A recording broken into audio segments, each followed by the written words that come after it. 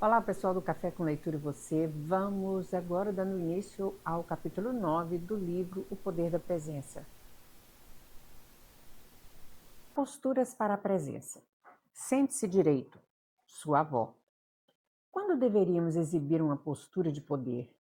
A maioria de nós se beneficiaria de uma carga de poder antes de uma entrevista de emprego, de uma reunião com uma figura autoritária, de um debate em uma sala de aula, de uma conversa difícil, de uma negociação, de uma audição, de um evento atlético ou de uma apresentação diante de um grupo.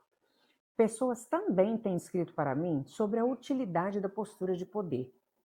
Antes de adentrar situações novas, conhecer pessoas ou falar outra língua em um país estrangeiro, ao defender a si mesmo ou outra pessoa, ao pedir ajuda, ao terminar um relacionamento profissional ou pessoal, ao pedir demissão antes de receber ou dar feedback crítico, nem todos enfrentam os mesmos tipos de desafios ou se sentem intimidados pelas mesmas experiências.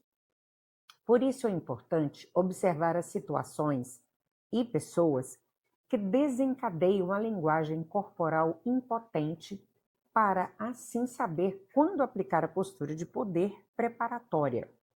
Você também se beneficiará enormemente caso consiga adotar o hábito de verificar sua postura em situações desafiadoras e de maneira geral ao longo do dia. Prepare-se com posturas grandiosas. Faça uso das posturas grandiosas para falar a si mesmo antes de enfrentar um grande desafio. Ao ocupar confortavelmente o máximo de espaço possível nos momentos que precedem o desafio, você está dizendo a si mesmo que é poderoso, que detém o controle e se emancipando para levar seus eu mais arrojado e autêntico ao desafio. Você está otimizando seu cérebro para estar 100% presente quando entrar. Pense nisso como um aquecimento pré-evento. De certo modo, todo dia representa um desafio. Prepare-se fazendo das posturas poderosas a primeira atividade do dia. Saia da cama e pratique alguma de suas posturas favoritas só por uns minutos. Em casa e em outros espaços pessoais, você não está restrito por normas sociais, estereótipos ou posição hierárquica. Em outras palavras, pode parecer tão dominante quanto queira. Aproveite-se disso. Adote posturas grandiosas nesses espaços. Na medida do possível, aproveite ao máximo a privacidade em espaços públicos. Adote posturas no elevador, na cabine do banheiro, entre lances de uma escadaria. Em sala de espera, não sente curvado sobre o celular. Fique de pé ou caminhe pelo ambiente. Caso não consiga adotar fisicamente uma postura, faça-o mentalmente. Imagine-se na postura mais poderosa e expansiva na qual consegue pensar. Seja um super-herói em sua bolha de pensamento. Se for encarar uma situação desafiadora e não tiver opção, se não ficar sentado, enrosque seus braços em torno do espaldar da cadeira e junte as mãos. Isso forçará a abrir os ombros e o peito. Se for possível, chegue antes de seu público ao local da apresentação.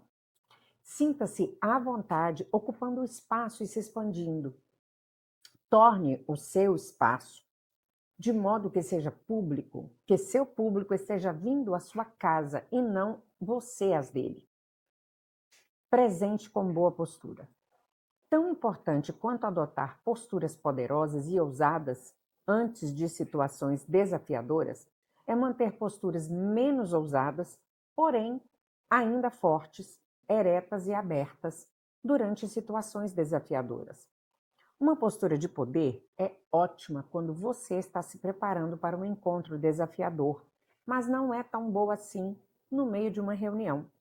Adotar posturas de alto poder em interações reais muito provavelmente será um tiro pela culatra. Violará normas, fará com que os outros se encolham e assim por diante, como já expliquei. Tampouco é fácil manter uma boa postura enquanto você trabalha em seu computador o dia inteiro. Felizmente, existem umas coisinhas sutis que podem ser feitas quando bancar o gorila não for garantia de sucesso. Enquanto estiver se apresentando ou interagindo, sente-se ou fique de pé ereto. Mantenha os ombros aprumados e o peito estufado. Respire lenta e profundamente. Lembre-se de como a respiração adequada é capaz de nos centrar.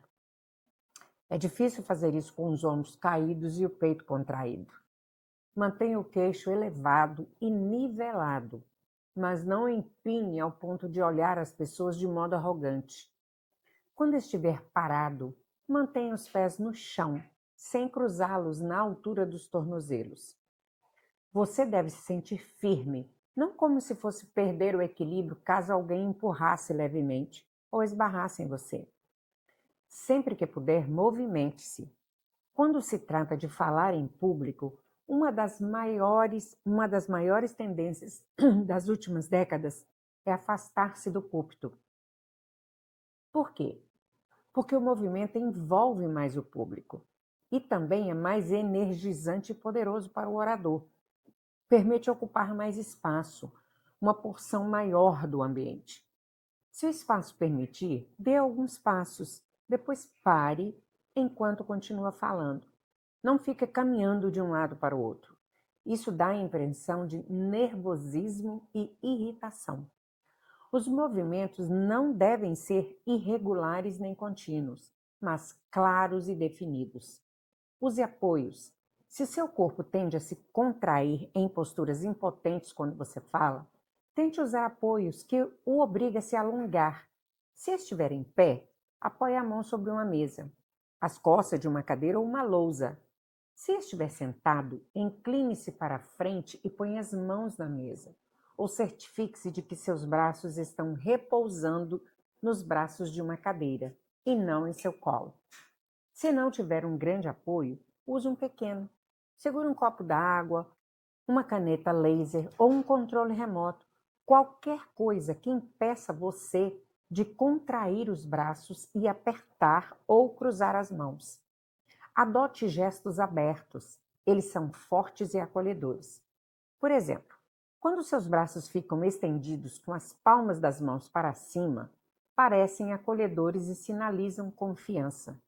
Evite braços de pinguim. Quando as pessoas se sentem ansiosas e impotentes, costumam imobilizar os braços, das axilas ao cotovelo, lateralmente, gesticulando apenas com os antebraços. Tente. Isso é outro meio de nos contrairmos e faz com que nos sintamos desajeitados e ansiosos e sejamos vistos assim. Ouvi esse conselho útil de bons amigos, os escritores e especialistas em linguagem corporal John Nitfinger e Matt Cohort. Não ocupe apenas o espaço físico, ocupe o espaço temporal. Esse conselho vale para todos os contextos em que você fala, a não ser que esteja disputando uma competição em que deva responder a tudo depressa. Seja durante uma apresentação ou uma venda, uma entrevista, uma conversa difícil, uma discussão com seu médico ou uma reação a uma crítica no trabalho.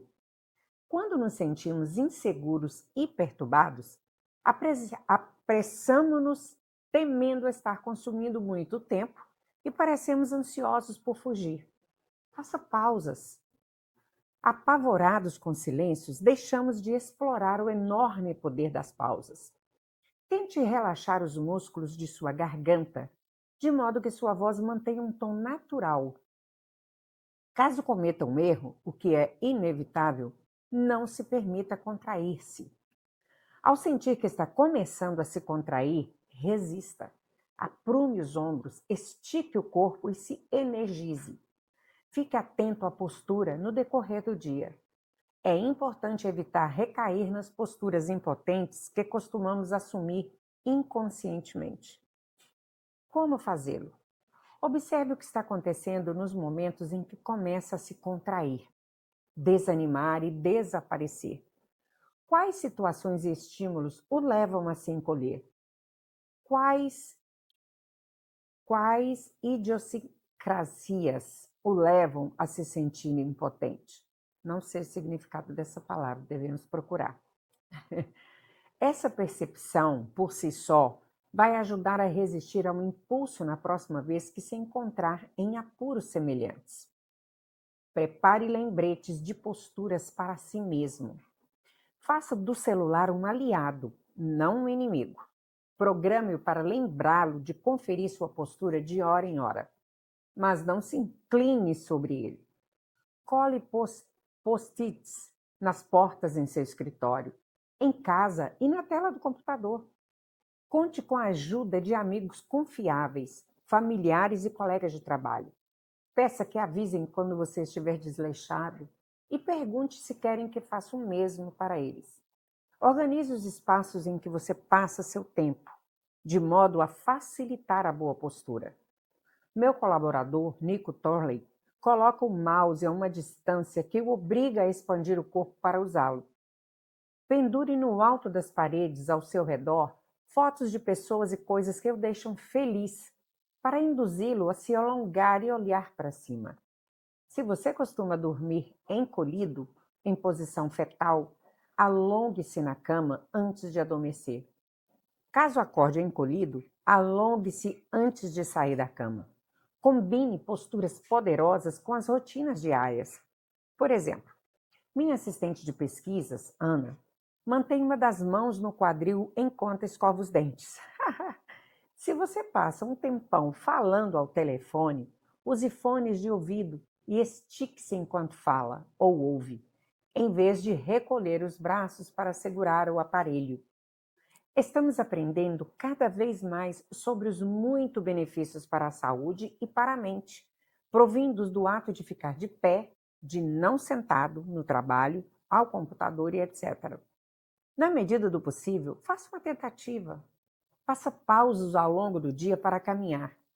Na verdade, cogite fazer reuniões andando, que além de melhorar seu humor, também levam a uma melhoria na comunicação, do envolvimento no trabalho e da resolução criativa de problemas. Você pode comprar um dispositivo portátil para monitorá-lo e lembrá-lo de corrigir a má postura, embora o custo seja um impeditivo para muitas pessoas. Essa tecnologia está progredindo a uma velocidade espantosa, de modo que não recomendarei nenhum dispositivo específico. Sente frio em seu escritório com ar-condicionado? Pare de se enrolar numa bola fetal sobre o chale, cachecol, lenço, cardigã imenso, ou seja lá o que você usa. Simplesmente use roupas adequadas. Explore as ocasiões sociais que tiver para se alongar, como malhar, correr, praticar yoga e dançar. Não desperdice as oportunidades de se expandir. Terminamos aqui o capítulo 9, gente. Esse capítulo foi bem pequenininho. Vejo você no capítulo de número 10, mas não se esqueça de se inscrever no canal se você ainda não é inscrito. Te vejo daqui a pouco. Até lá!